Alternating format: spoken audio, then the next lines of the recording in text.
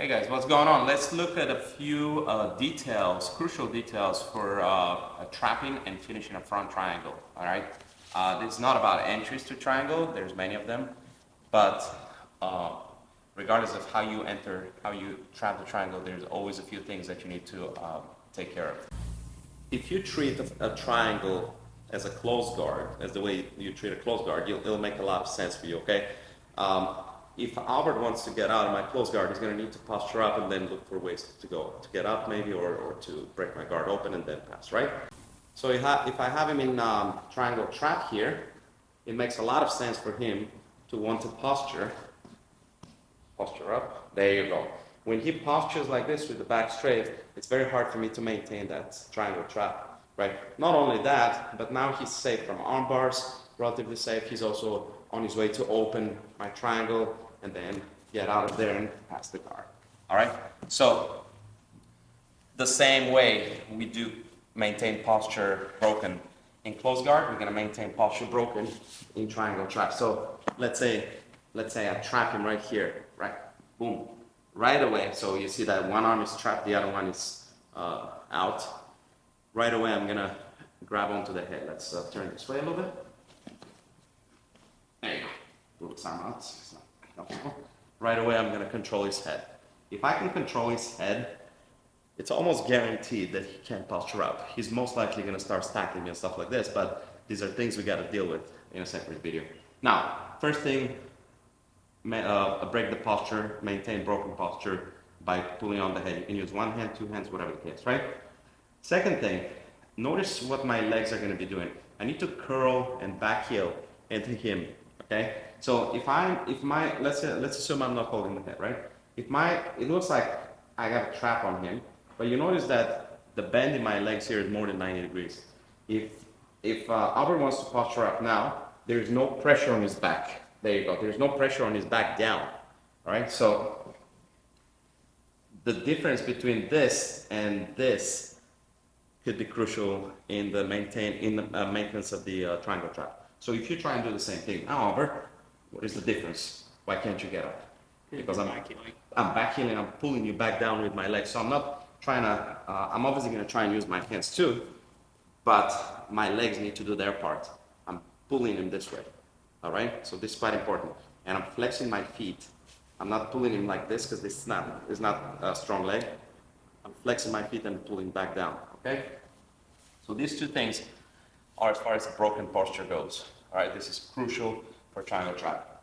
Next thing to observe here is if I have his arm across. Oh, it's regardless of whether I have it or not, but we're going to assume that we have the arm across. Let's give it a little bit of angle. Let me turn this way, please.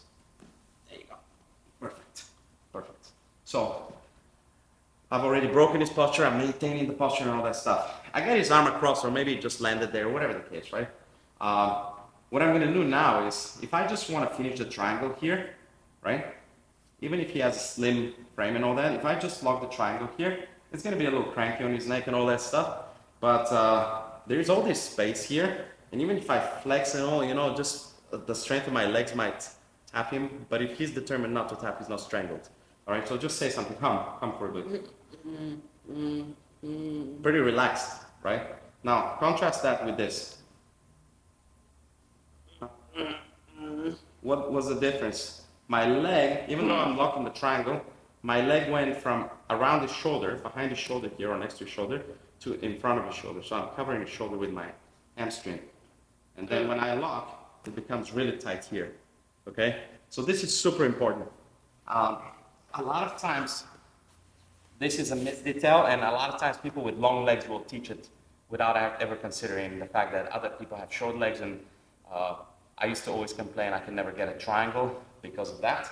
And it's not about the length of the legs as much. Of course it matters, but it's not as much as about covering that shoulder. If I can see that shoulder that I'm trapping the arm, same side shoulder, if I can see it, I'm probably not doing a good job with the triangle, okay?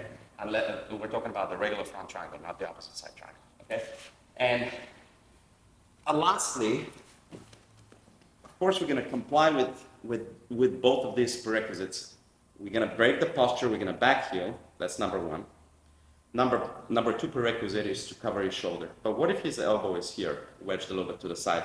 Yes, I can definitely pull his head down and hip up at the same time, like this, and then push the shoulder to the side, the arm to the side. And then I'm gonna break a little angle here, cover the shoulder and finish, right? My hamstring needs to be cutting off the one side of his neck here, right? My one hamstring is here. The other leg, the other hamstring covers the shoulder. But what if Albert is determined on keeping his arm here, okay? So what's gonna happen is, if you notice, I can't get an angle here to get the leg over, right? He's blocking my leg from going over his shoulder. So what we're gonna do is, let's turn this way so we can see that.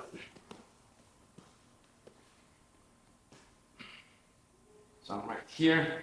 I got this posture broken and all that stuff. I'm holding it, but he's maintaining this nice position here with his arm, right? So what I'm gonna do is I'm gonna use the other arm. I'm gonna switch hands if I wasn't holding with the left. And I'm gonna use this arm to go under his leg here, okay? We'll show it just from the other angle too. I go under his leg, but now watch what happens with my angle relative to him.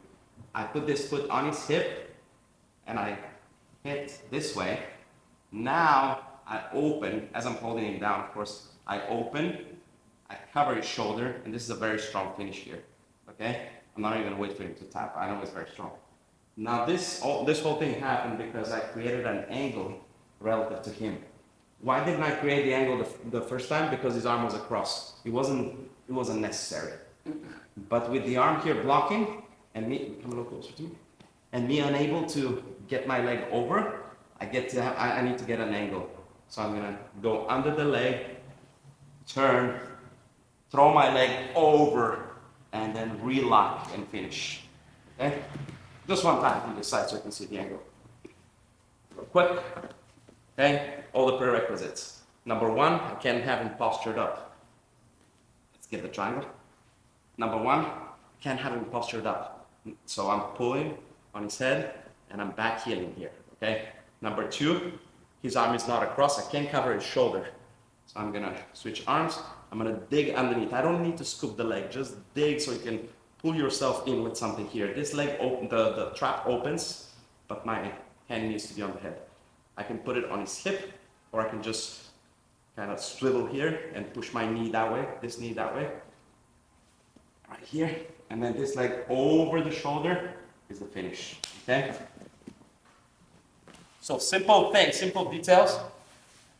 It will come with experience, but it's quite important if you want to be able to finish those triangles. Without those, you got to be really physically gifted. In other words, you have to have long legs, you have to be lanky and all that stuff. The other person needs to be a little less broad-shouldered. But doing this kind of triangle trap and finish with an angle will really help people like me that are not as physically gifted in terms of length. All right? Talking about length of the legs. Thank you guys for watching. This is my son Albert. He's got a bright future.